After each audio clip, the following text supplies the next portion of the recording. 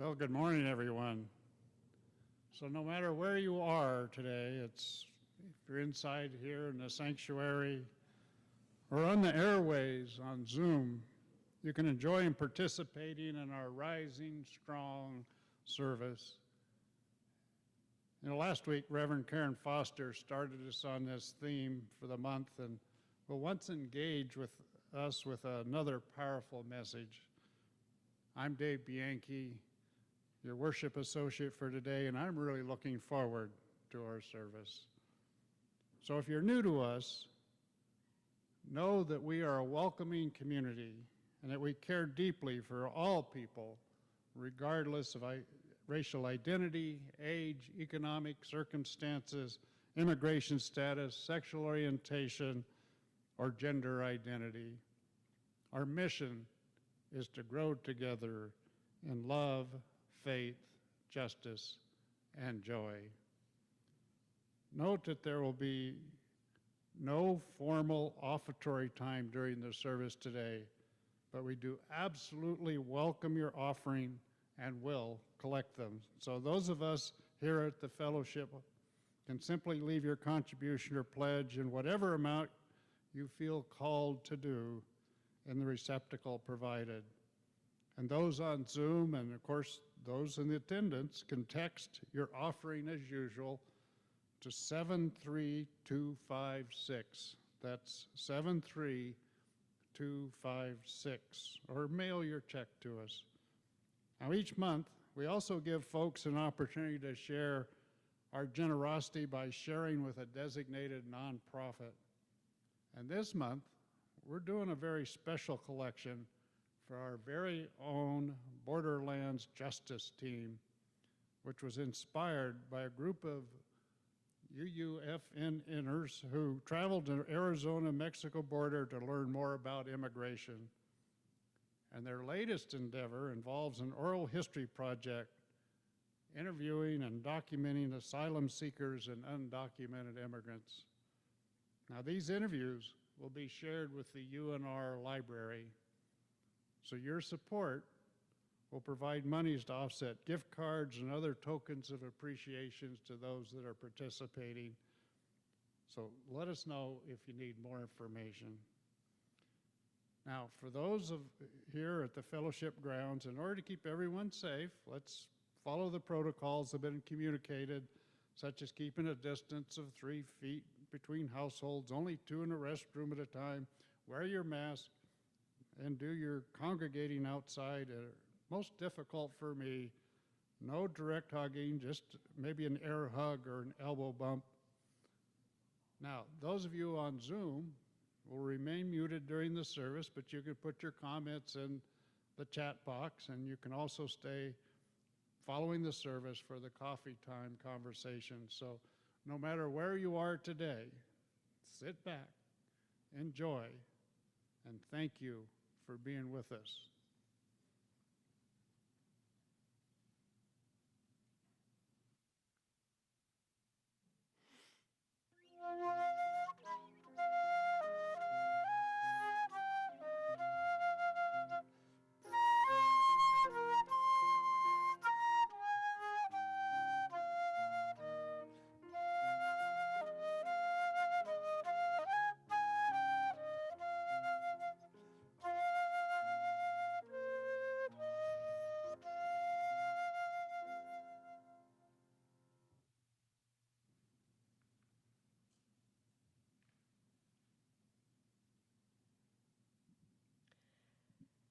Let us come fully present into this time together this morning. Whether on Zoom or in this space, may this be a respite for us, away from everything that is out there, away from all those things that tried to keep us from being fully here this morning. The to-do list, the phone call to mom, the laundry list, the grocery list. I know you're all about lists, just like I am. But for this time out of time, this special time together, May we let go of that and come fully present. The invitation is ours to soak in this time out of time and nurture our spirits. Every word, every note has been lovingly prepared with you in mind. May we soak it in to nurture our spirits this morning. Dave Miyake is going to light our chalice here in this space for us this morning, and those of you at home on Zoom are invited to light your chalice right along with us as I offer these chalice lighting words, which are a vision for Unitarian Universalism in a multicultural world, adopted by the UUA Leadership Council in October of 2008. With humility and courage born of our history, we are called as Unitarian Universalists to build the beloved community where our souls are welcome as blessings and the human family lives whole and reconciled. With this vision in our hearts and minds, we light our chalice today.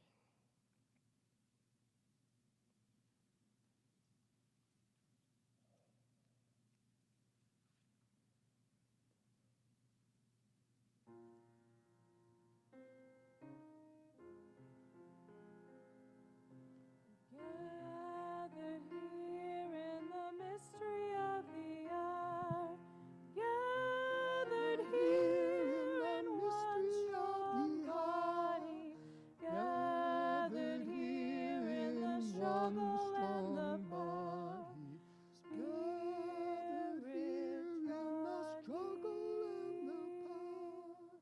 Spirit gathered here in the mystery of the hour, gathered here in one strong body, gathered here in the struggle and the body, Spirit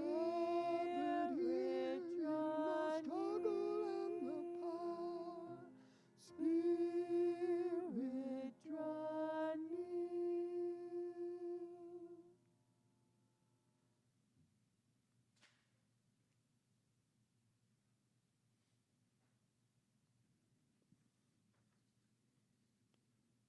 A Manifesto of the Brave and Brokenhearted by Dr. Brene Brown. There is no greater threat to the critics and cynics and fearmongers than those of us who are willing to fall because we have learned how to rise. With skinned knees and bruised heart, we choose owning our stories of struggle, over hiding, over hustling, over pretending. When we deny our stories, they define us. When we run from struggle, we are never free. So we turn toward truth and look it in the eye. We will not be characters in our stories, not villains, not victims, not even heroes. We are the authors of our lives. We write our own daring endings. We craft love from heartbreak, compassion from shame, grace from disappointment, courage from failure. Showing up is our power. Story is our way home. Truth is our song. We are the brave and brokenhearted. We are rising strong.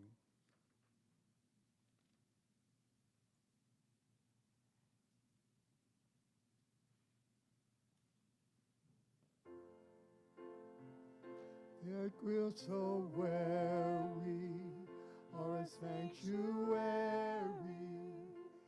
each made holy, loved right through.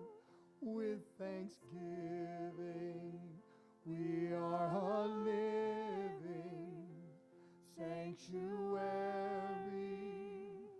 anew.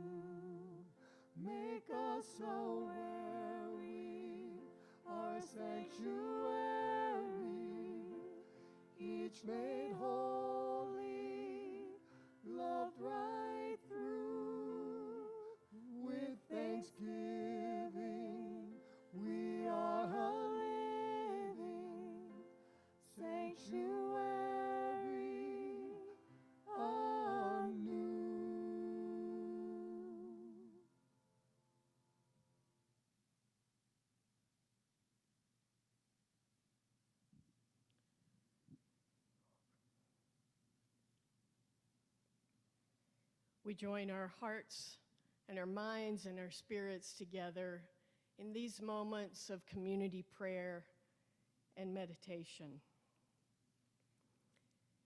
Indeed, ground of our being, spirit of life and love, make us aware we are a sanctuary, each made wholly loved right through.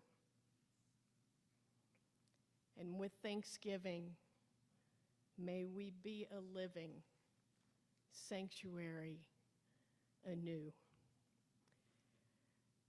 We all come this day with our sorrows, our fears, our places where we need to be comforted, our hopes, our dreams, our celebrations.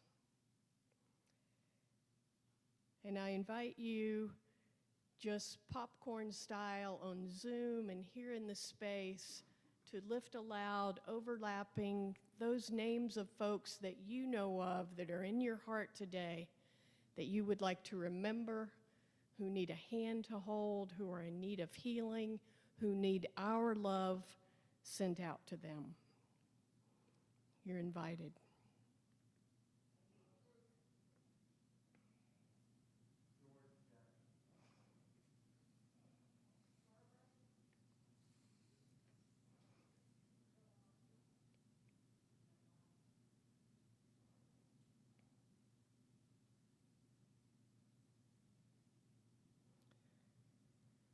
And those places in the world that are in need of our love and energy and strength sent out, you're invited to lift those up.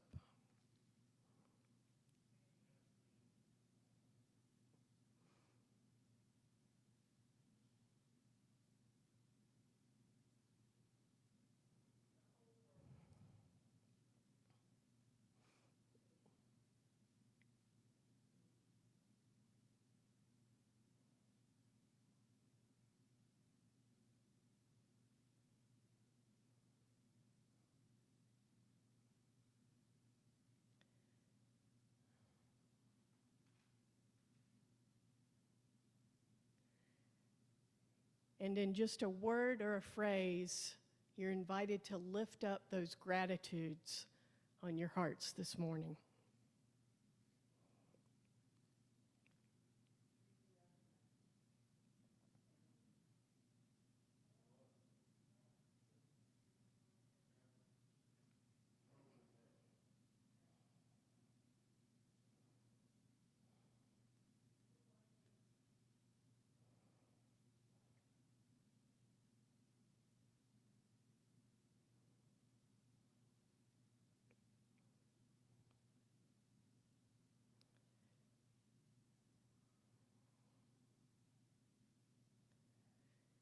We continue our time of prayer and meditation here in this space, in our hearts and in our minds, and those on Zoom are welcome to record the prayers of your hearts in our chat.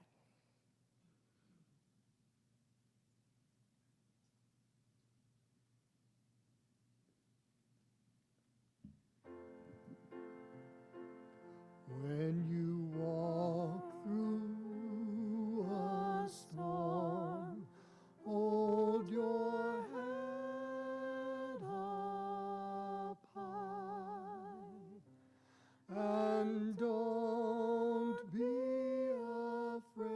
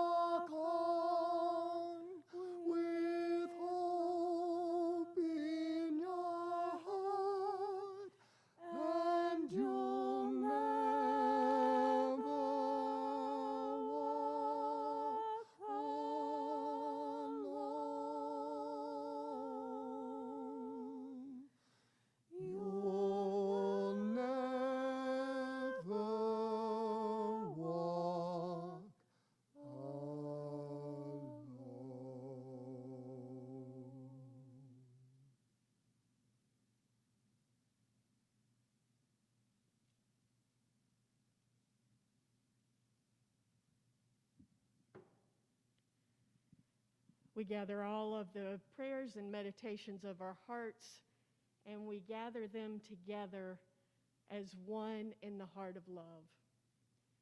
And as has become our custom and part of our identity, we close this time with our gesture, which is one hand on the heart and the other hand with palm extending outward. And it is our way of saying to one another, we see you, we hear you. Let no one be alone, for we are all connected. Amen.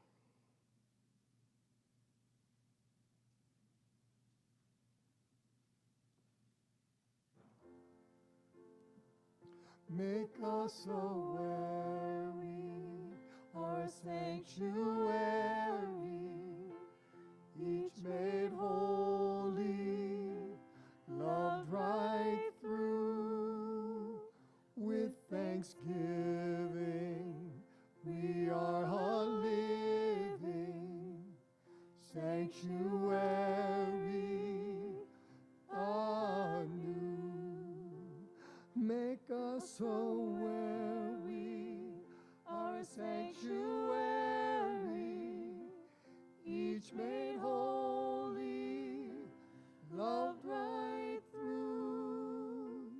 With thanksgiving, we are a living sanctuary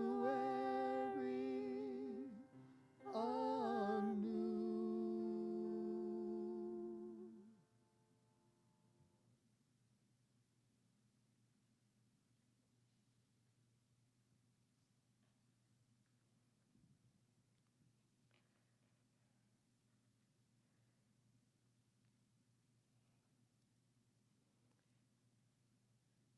Returning briefly to the manifesto of the brave and brokenhearted that Dave read for us just a little bit ago. When we run from struggle, we are never free. So we turn toward truth and look it in the eye. We are the authors of our lives. We write our own daring endings. We craft love from heartbreak, compassion from shame, grace from disappointment, courage from failure.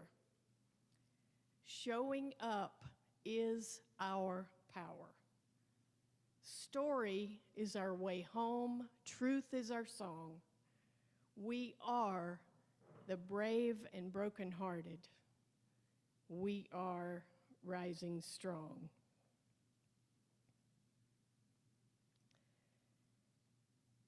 Beginning our Rising Strong story this morning, I'm going to ask you to reflect on a question.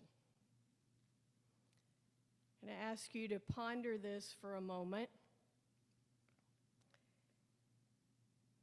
Do you think, in general, that most people are doing the best they can? Do you think people are doing the best they can? The best they can with the tools that they have. I'm going to ask you to just take a moment and reflect on that. What's your gut level, immediate response? And then if you think about it, reflect on it a little bit more. What's your response?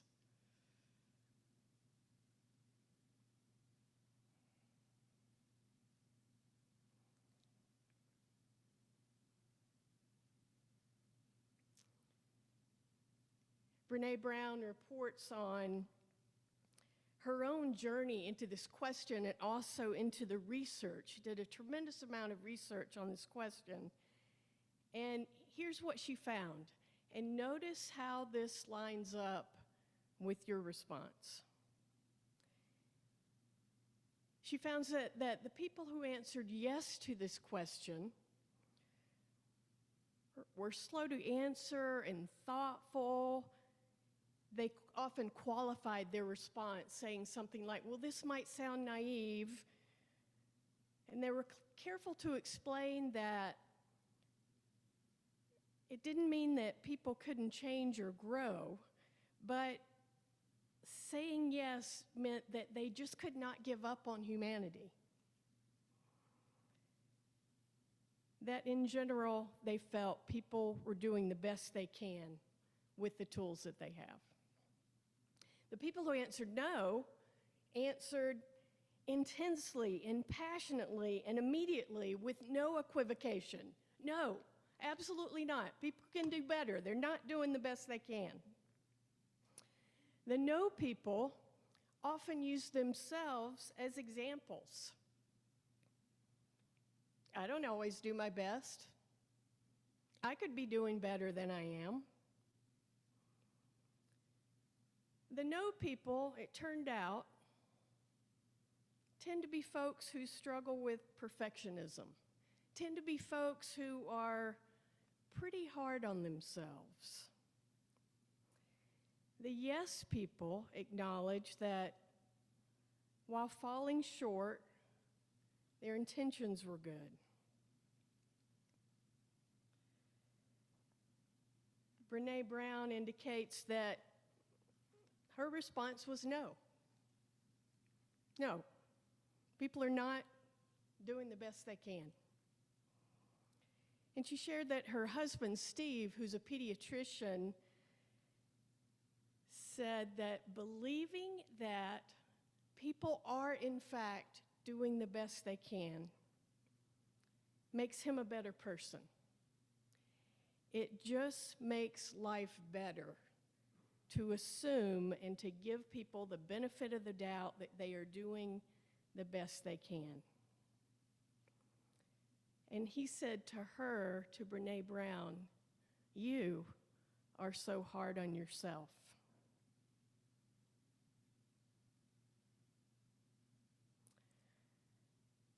I had a hard time answering this question for myself because I had read her entire research.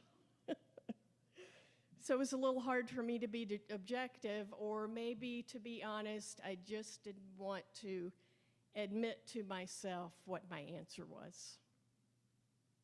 We talked about it as a family, Sue and Zach and I.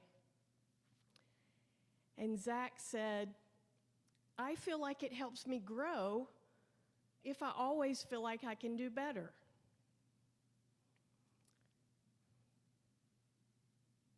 There's some validity to that point, I think, depending on how far we take it and how hard we are on ourselves and others. Sue said to me that she thinks I'm more hard on myself than she is on herself, which was revealing because I think she's pretty hard on herself. So that was probably important for me to hear.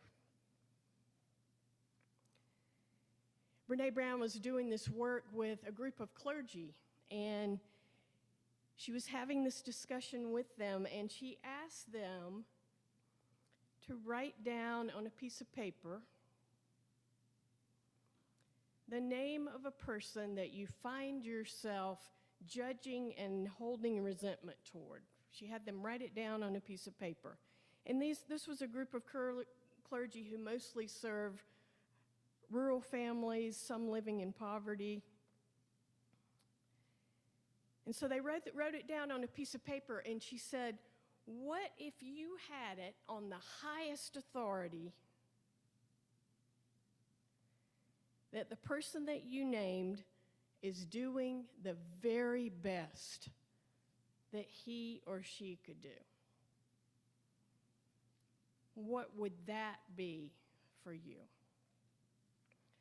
Well, there was immediate resistance among the group, and they said, "I don't believe it. Whose authority?" Well, that was easy. These were clergy, so she said, "God says so."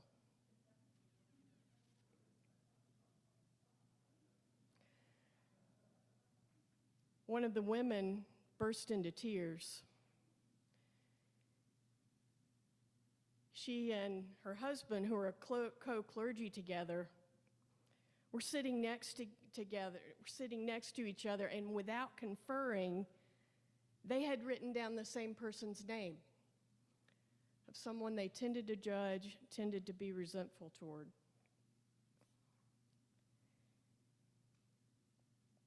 And she was asked if she felt like sharing what she was feeling with the group, and she said, "We wrote down James, both of us.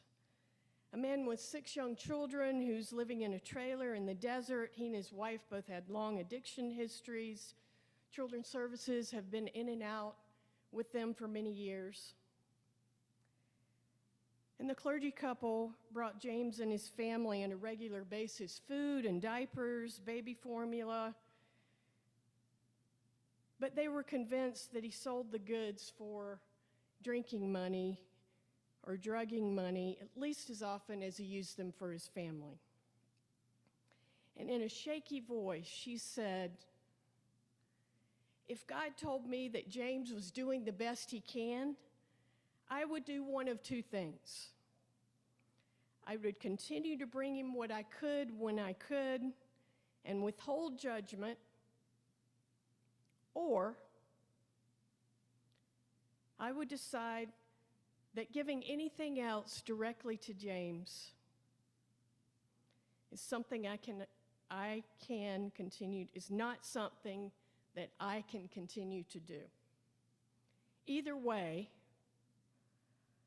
I would need to stop being so angry, stop judging, and stop waiting for something different to happen."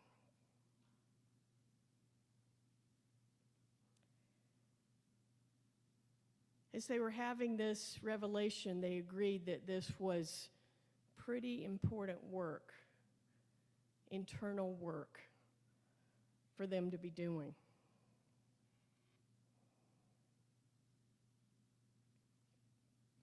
Alongside reflecting on this question, particularly over the past week or so, I've also been reflecting on the idea of imagination. Our family had the opportunity to spend a few days at Disneyland this past week. Sue's birthday and Zach's senior, maybe last fall break. The 2 of them are total Disney diehards. And one of the things that kept getting my attention while we were there is this whole idea of imagination. Whether Buzz Lightyear, Toy Story, or Star Wars, whatever it is that you're in, that you're having this experience, you get sucked right into the story. Even if I would try to resist, I would get stuck right in and become part of the story automatically. We find ourselves immersed in the story. And part of Brené Brown's premise for Rising Strong, interestingly enough, is that we get to write the story. So I'm going to ask you another question. Think of one of the people in your life who loves you most in the world, who loves you with full acceptance, the closest thing to unconditional love that you encounter. Do you think that that person believes that you are doing the best you can most of the time?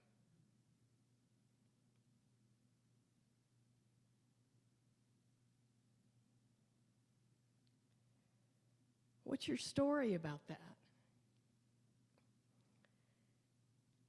I hope that we each have at least one person, maybe several, many people who believe that about us. What would it be like if we were not held by that person or those people in that kind of care? And some of us, probably most of us, have a few people in our lives that maybe don't hold us that way so much. And I would venture to say that those relationships are qualitatively different. I would surmise that those people get less of our vulnerability, less of our authentic selves, less of our truth. So what if we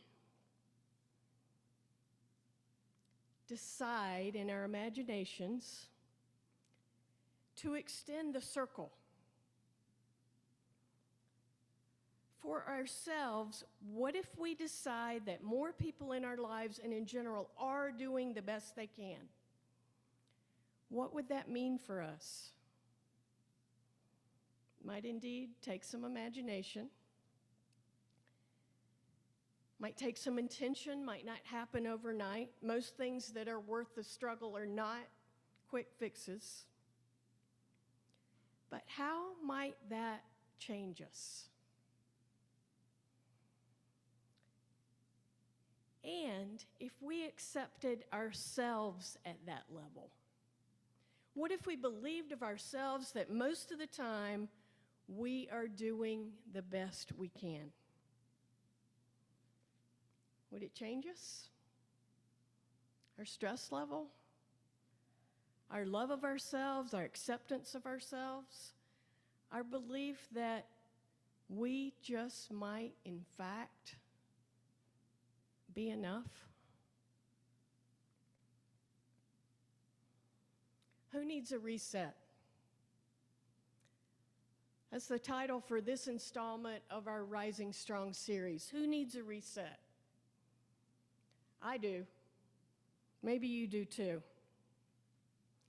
What if, as a spiritual practice, you and I decided to remind ourselves a few times a day that at least in this moment, we're doing the best we can? What if that led to more self-compassion, less self-judgment, more loving and accepting of ourselves? Imagine.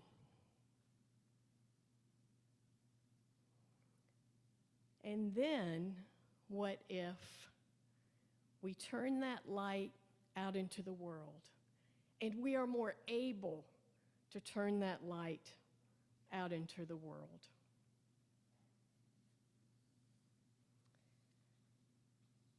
Our manifesto of the brave and brokenhearted.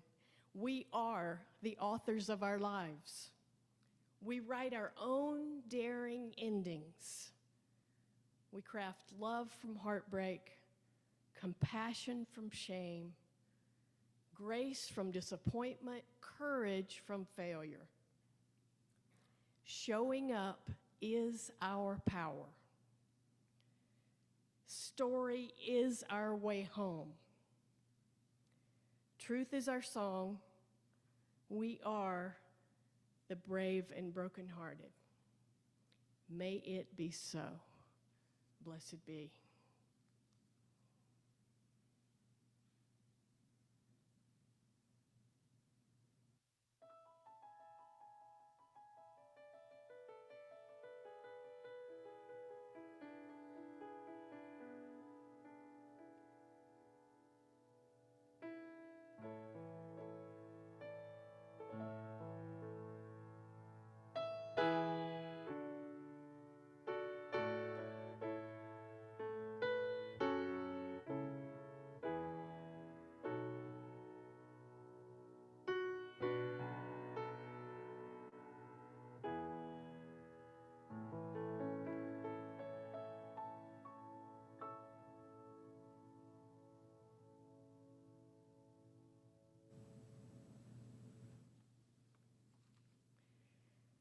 I want to thank you so much for joining us for this morning's service, and just a couple of announcements as we bring our service to a close.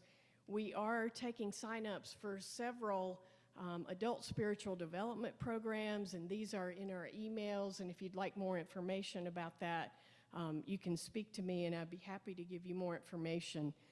The Gather in Love small groups will be starting in November. Sign-ups are happening now in early November, actually. And then we have a lunchtime gathering starting this week that's going to be second and fourth Tuesdays, Refuel, just a 45-minute gathering at lunchtime, second and fourth Tuesdays, to talk about these ideas of creativity and resilience.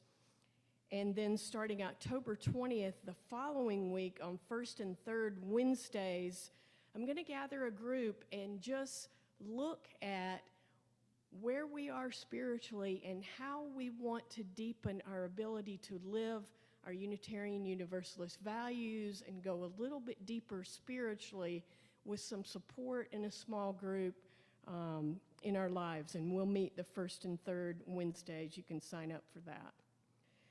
There's always more information about our programs and our social justice programs in our weekly email. We'll call your attention to that. And I did want to say a word of thanks to you for, as we do our best in these beginning steps of coming back together, of adhering to our COVID protocols that we have very carefully and over a long period of time put in place to keep you safe. And we have, at this point in our coming back together, we're inviting you to sing in your hearts and not so much out loud, because singing is one of the riskiest things that can be done for spread. So that's where we are in our protocols at this point.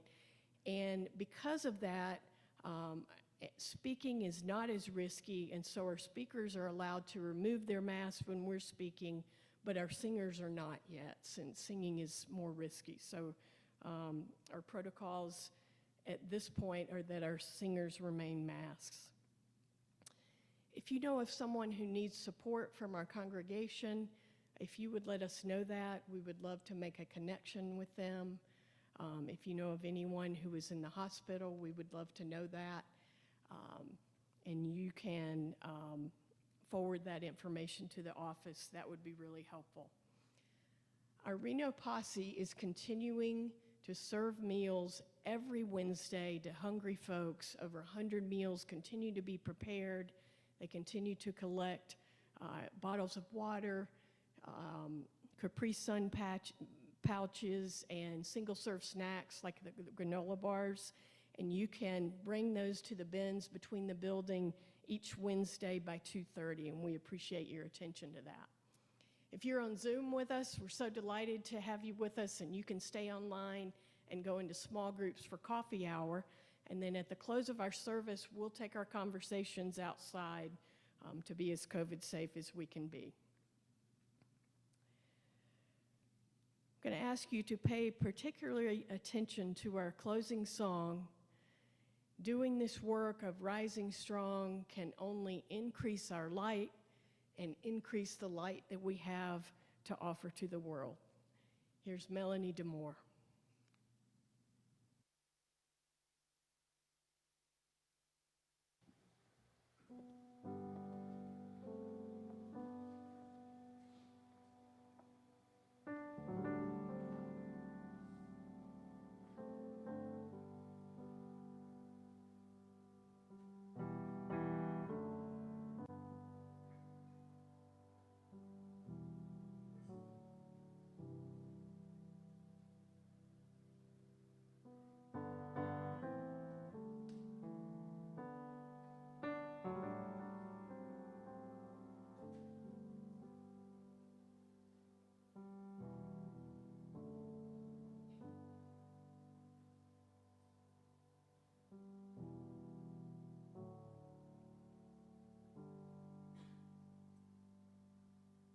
I am sending you light to heal you, to hold you. I am sending you light to hold you in love. I am sending you light to heal you, to hold you. I am sending you light to hold you in love. No matter where you go, no matter where you've been, you'll never walk alone. I feel you deep within. So I am sending you light to heal you, to hold you. I am sending you light to hold you in love. I am sending you light to heal you, hold you. I am sending you light to hold you in love. No matter what you feel or what you choose to show, I'm always there for you. And so I want you to know that I am sending you light to heal you, to hold you. I am sending you light to hold you in love. I am sending you light to heal you, to hold you. I am sending you light to hold you in love.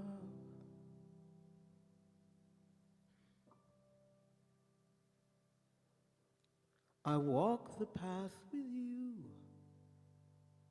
Go slow, dear one, don't hurry. I'll go just like you need to go. There is no need to worry,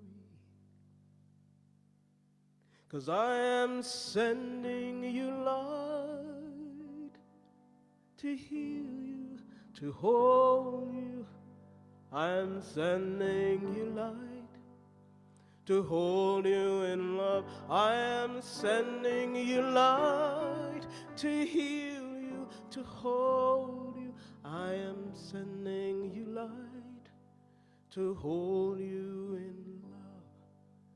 I am sending you light to heal you, to hold you. I am sending you light to hold you in love.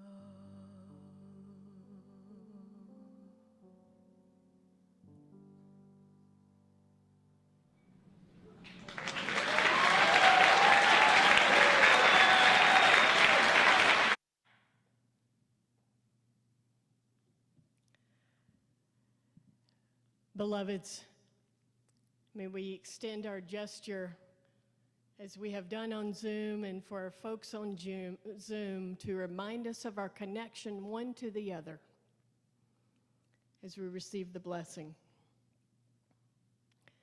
Beloveds, I am sending you light to heal you, to hold you, so that you know that you are held in love.